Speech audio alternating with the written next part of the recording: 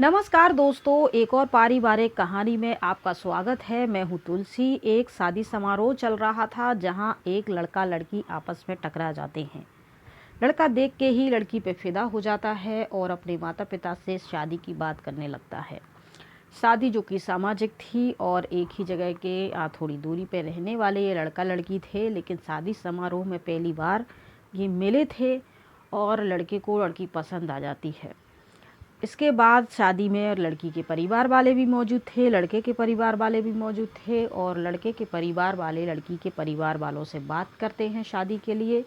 लड़की को जब ये बात पता चलती है तो लड़की थोड़ी सी आज़ाद ख्यालों की थी, आधुनिक थी, तो वह इतराते हुए कहती है घमंड में चूर कि मैं इस लड़के से शादी नहीं कर सकती, ये मेरे लेवल का बिल्कुल नहीं है।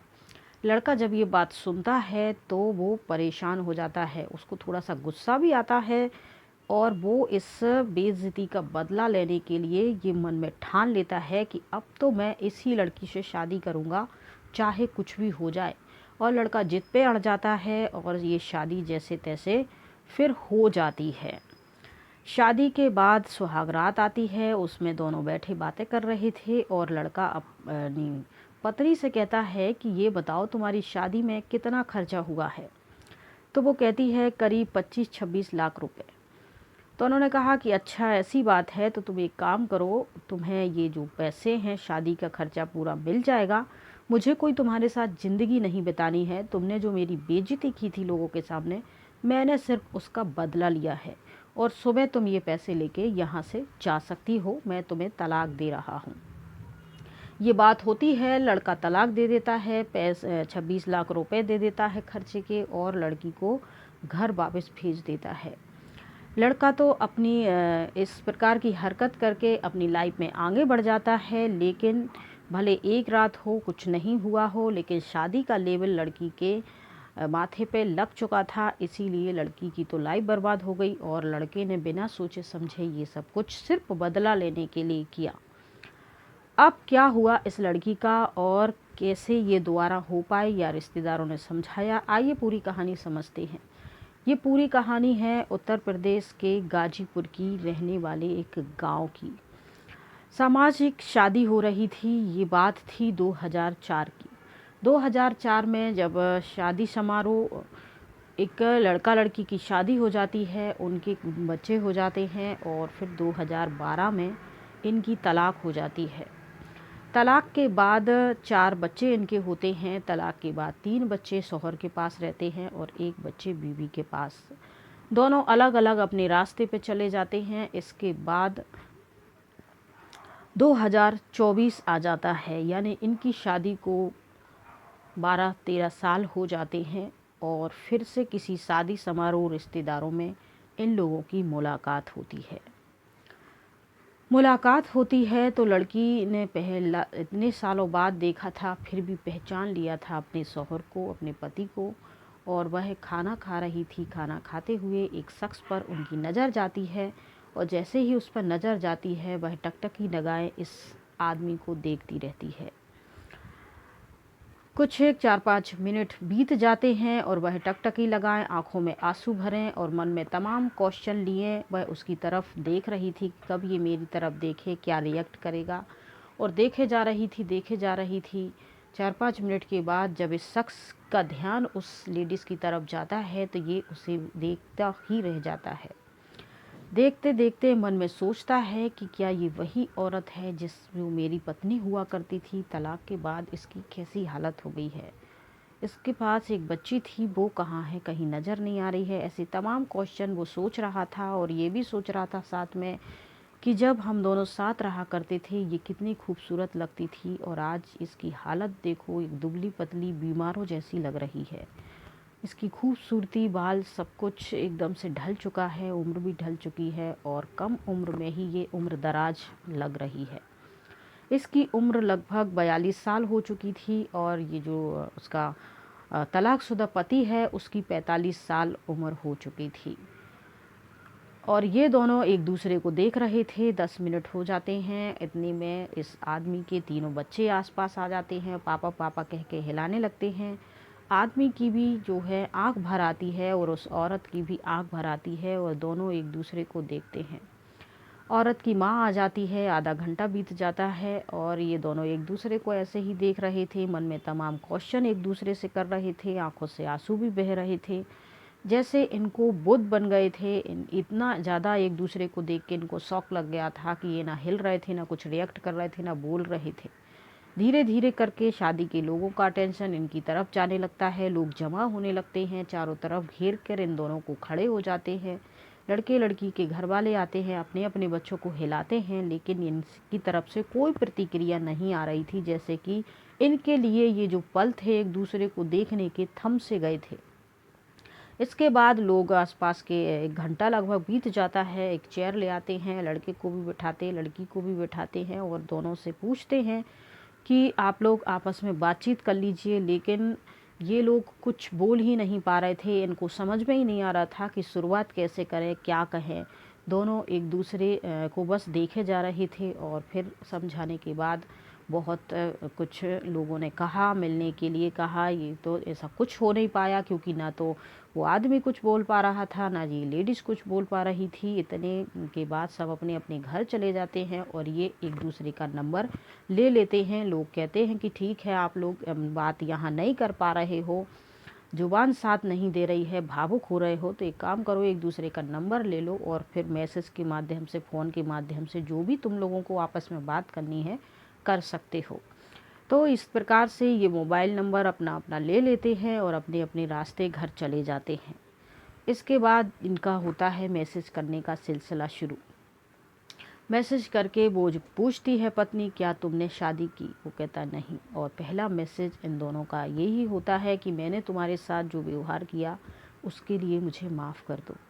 उस तरफ से पति ने भी यही मैसेज किया, इन्होंने भी यही मैसेज किया और इन दोनों की लड़ाई झगड़ा सिगड़ा शिकायत जो भी थे उनमें से कोई भी बात इनने नहीं करी, बस माफ़ी मांगने से शुरुआत करी।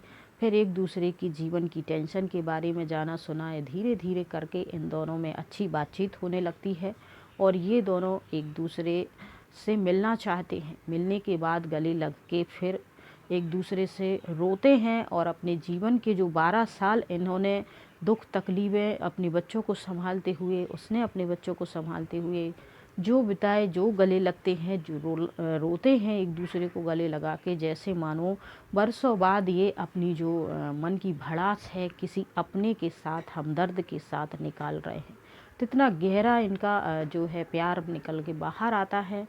दरअसल जो लड़की होती है वो थोड़ी घमंडी टाइप की होती है और जो लड़का थोड़ा अपने पारिवारिक टाइप का होता है। आज़ाद ख़यालों की लड़की, मनमानी करने वाली, किसी की पर्दा नहीं करती शादी के बाद ससुराल वालों के लिए और मनमानी करती है और अपना स्टैंडर्ड दिखाती है। हर छोटी बड़ी चीज़ों में एडजस्ट वो नहीं करती थी। 2004 में इन लोगों की शादी हो जाती है। शादी जैसे तैसे 2012 तक इनकी चलती है, लेकिन लड़की का जो ख़राब व्यवहार होता है उस वजह से लड़के को बार बार अपने परिवार के सामने नीचा देखना पड़ता था। बात दोनों की इतनी बढ़ जाती है कि तलाक तक आ जाती है। तलाक इनके 4 बच्चे भी इस दरमियान हो जाते हैं। तो 3 बच्चे, 3 लड़कियां, 1 लड़का होता है। 1 लड़की महिला को दी जाती है और 2 लड़कियां, 1 लड़का पुरुष यानी इनके पति को दी जाती है और इनका तलाक हो जाता है। इस 12 साल के बाद लड़की पर क्या गुजरी, अकेलापन फील हुआ। एक लड़की को संभालना है, खुद को संभालना है, रिश्तेदार, लोग, समाज, दुनिया से खुद को बचाना है। तमाम प्रकार के जो ताने थे, ये जो तकलीफ़ें थी, अकेलापन था, एक दर्द था, एक जीवन साथी का एहसास, बच्चों का प्यार, घर परिवार, मान सम्मान, सब कुछ इस महिला का ख़त्म हो गया।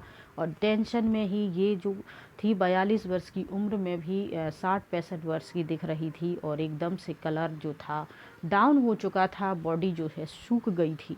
ये सारी तकलीफ़ें उसने अपने हस्बैंड को बताई और हस्बैंड ने भी 3 बच्चों को कैसे संभालना है, उसकी पत्नी जो उसका ख्याल रखा करती थी, वो सब कुछ सब कुछ अपनी पत्नी को बताते हैं। दोनों एक दूसरे को माफ़ कर देते हैं और अपने घर परिवार वालों से फिर से शादी करने की बात कहते हैं। घर परिवार वालों को खुशी होती है कि चलो ये दोनों फिर से एक हो जाएंगे और फिर शादी की जो भी दोबारा शादी करने की, निकाह करने की जो प्रोसेस होती है, वो सब प्रोसेस फॉर्मेलिटी पूरी होने के बाद इन दोनों का फिर से निकाह हो जाता है और ये दोनों अपनी जो जीवन है बच्चों के साथ, घर परिवार के साथ फिर से गुजारना शुरू कर देते हैं साथ में। और अब इनकी जो कहानी है, पहले तो ये कोई सोशल मीडिया पे ये नहीं आई थी और अभी भी इतनी ज़्यादा वायरल नहीं है, लेकिन एक पत्रकार को जब इस कहानी के बारे में मालूम चलता है तो वो इनकी कहानी को प्रकाशित करते हैं और फिर ये कुछ ही लोगों तक पहुंचती है। तो मुझे भी ये नेट पे ही कहानी मिली थी तो मैंने आप लोगों तक इसलिए पहुंचाई कि देखिए, पति पत्नी के बीच में नोक झोंक तो होती रहती है थोड़ी बहुत, लेकिन जो अलग रहने का फ़ैसला है वो सही नहीं होता है। मेरा मानना है कि नोक झोंक के बाद एक दूसरे के साथ ही बने रहें और एक दूसरे को समझने की कोशिश करें और जो गलतियां हमारे अंदर हैं उसको ठीक करने की कोशिश करें। इससे क्या होता है, धीरे धीरे जो अगर हम अलग हो जाते हैं तो हमारे बीच का जो फासला है वो दूसरे लोग बीच में घुस के दीवार खड़ी कर देते हैं, बढ़ा देते हैं। तो जहाँ तक हो दोनों की बात दोनों के बीच में रहे, दोनों ही मिलके सॉर्ट आउट करें तो ये बेहतर होता है और इससे घर परिवार कभी टूट नहीं पाता है। कभी बहुत सारे घर टूट जाते हैं लेकिन वो जुड़ नहीं पाते हैं, बहुत ही रेयर केस होते हैं जो दोबारा से जुड़ पाते हैं। तो कोशिश यही कीजिए कि कभी भी कोई घर टूटे नहीं, कोई रिश्ता, कोई बच्चे माँ बाप से बिछड़े नहीं, कोई पति पत्नी आपस में बिछड़े नहीं। हमेशा वो एक दूसरे को समझकर, एक दूसरे की रिस्पेक्ट करके, एक दूसरे के सम्मान का परवाह करके वो जो भी बातें हैं अपनी बेडरूम की वहीं तक सीमित रखें, सॉर्ट आउट कर दें और अपनी अपनी गलती को मानते हुए, स्वीकार करते हुए एक दूसरे का साथ दें।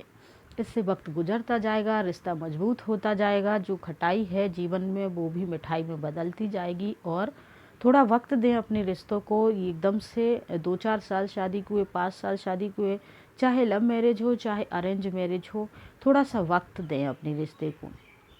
अगर ज़्यादा खिटपिट हो रही है तो भले 1-2 हफ्ते के लिए अलग हो जाएं, लेकिन एक दूसरे को माफ़ करते हुए झुक जाएं। कोई बड़ा कोई छोटा नहीं होता, पति पत्नी का रिश्ता समान होता है, झुकने में कोई बुराई नहीं है। झुक सकते हैं, एक बार आप झुकेंगे एक बार वो झुकेंगे, ऐसे रिश्ता चलता रहेगा। 2 बार भी झुकना पड़े तो झुक जाओ, कोई दिक्कत नहीं है।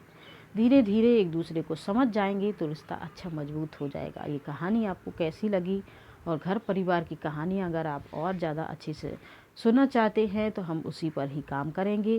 बाकी आप कहाँ से सुनते हैं, कहाँ से देखते हैं, अपना नाम और जगह का नाम ज़रूर से बताएं। चैनल पे पहली बार आए हैं तो सब्सक्राइब कर लें, साथ में बेल आइकन को प्रेस कर लें और अपना ध्यान रखें, अपनों का भी ध्यान रखें। जय हिंद, जय भारत।